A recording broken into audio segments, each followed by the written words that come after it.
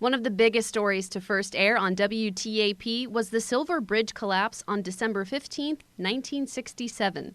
46 people died when the bridge that connected Point Pleasant and Gallipolis collapsed during rush hour traffic. The tragedy led to a national bridge inspection program.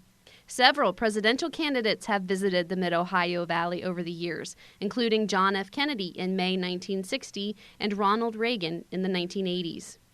And I want you to know that George Bush and I not only believe West Virginia is worth visiting and worth listening to, we believe West Virginia is worth fighting for.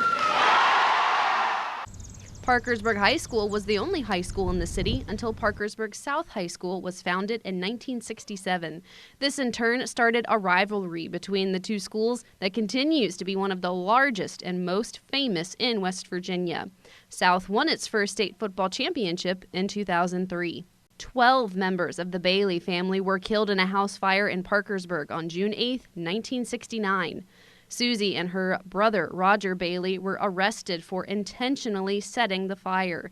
The grandfather managed to escape the fire. A fire started on January 9, 1970, at a nursing home on Bartlett Street in Marietta called Harmer House. 31 people died in the fire. The winters of 1977 and 1978 brought bitter winds and cold. Some gusts in 1978 were as strong as hurricane winds. Snow drifts were as high as 12 feet in some parts of Ohio. Several people died in the storm, which lasted for 2 days. A disaster would strike in 1978 at Willow Island in Pleasants County. On April 27, 1978, the second cooling tower under construction for the Pleasants Power Station collapsed.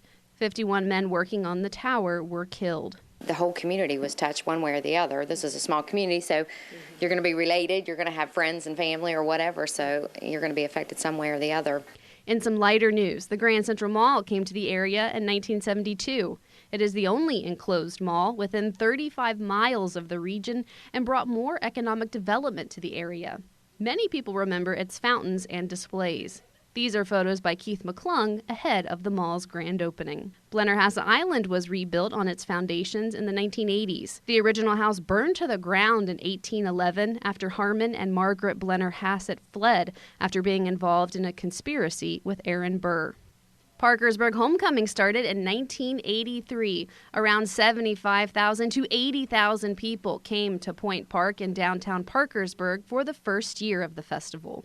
Nancy Hollister became Marietta's first mayor in 1984 and Ohio's first female lieutenant governor 11 years later. She was briefly governor in 1999 when the governor at the time left for the U.S. Senate. The Williamstown Bridge was imploded in a controlled demolition on February 24, 1988.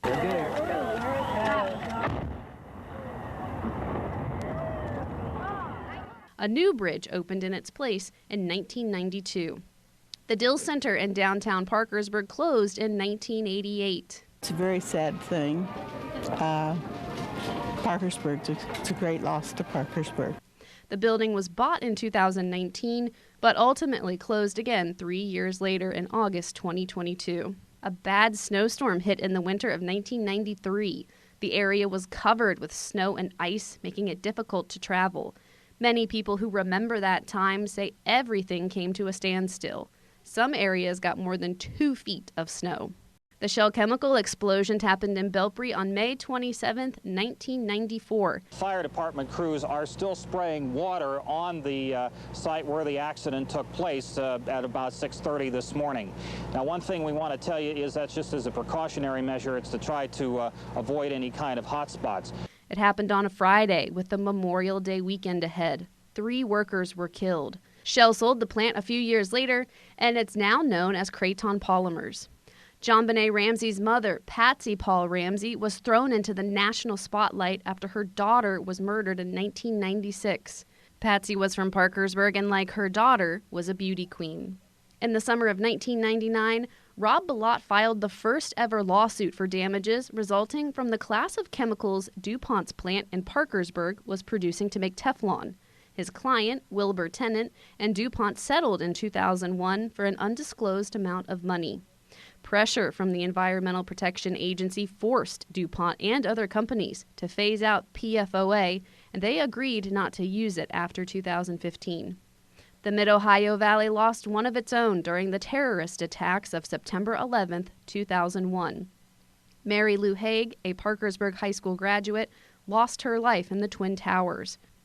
Her mother spoke at a remembrance ceremony at Parkersburg High School on the 10th anniversary of the attack. September 11th was a day of life-altering loss that changed our society forever. We need to be thankful for our freedom because we know it is not free. Let's make each day special and not take for granted that we live in the greatest country in the world. Wirt County native Jessica Lynch was rescued as a prisoner of war during the Iraq War on April 1, 2003. Lynch was a 19-year-old private first class in the U.S. Army when she was captured on March 23, 2003, and was later rescued by American forces. Hurricane Ivan in September 2004 created widespread damage in Marietta. The rain brought some areas in the region up to 5 inches of rain in 48 hours. The Ohio River would crest close to 45 feet.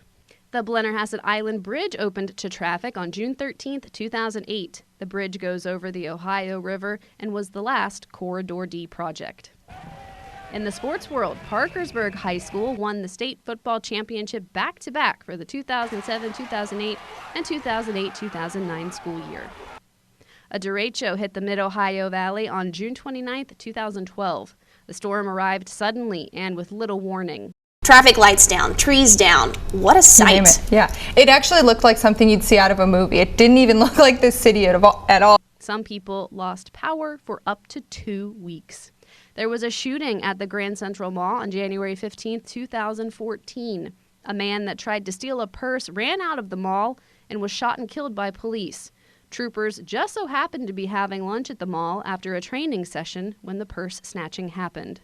St. Joseph's Hospital on Murdoch Avenue in Parkersburg closed in November 2014 after being in the area for over 100 years. 6 buildings of the former hospital were dedicated as St. Joseph Landing in 2021. Mineral Wells had severe flooding late at night on July 12, 2015. 4 inches of rain came down in less than an hour. The Mineral Wells Public Service District lost more than $1 million worth of water and sewer lines because of the flooding. Vienna and Boaz had a water crisis in the summer of 2016. The EPA released new standards for the level of C8 in drinking water, which led to a ban on the use of Vienna's drinking water. Residents picked up bottled water from distribution sites until it could be fixed. The IEI Plastics Recycling Warehouse, which used to be the site of the old Ames plant, caught on fire in the early morning hours of October 21, 2017. Over 30 different fire departments worked for over a week to put the fire out. The county was given an over $1.4 million check by the state to help pay for the cost. Marietta Police Chief Rodney Hupp was accused of creating a hostile work environment in July 2021. He announced he was retiring later that month. Wood County Sheriff Steve Stevens retired on December 1, 2021, after being accused of misconduct. Ohio Valley University closed its doors permanently at the end of the fall semester after a vote by trustees in December 2021. Another Christian college agreed to take on the transcripts. 2 pilots died after the small plane they were flying landed in a car dealership lot in Marietta on October 18, 2022. Gretchen Fleming, a young woman from Parkersburg, was last seen on Saturday, December 3, 2022, at the former My Way Lounge in downtown Parkersburg. It's been almost a year since she went missing. A new owner took over the Pleasance Power Station in August 2023. The coal-fired power plant will be retrofitted to transform coal into graphite and hydrogen. Pleasance County Commission President Jay Powell said it was a great thing for the county and the state. Obviously, the jobs are going to continue and maybe even increase by 10 to 15%. Also, the coal industry, we continue to get to utilize it, and it'll certainly thrive. with their new technology, and the fact that it's going to be green and carbon emission free is a win-win.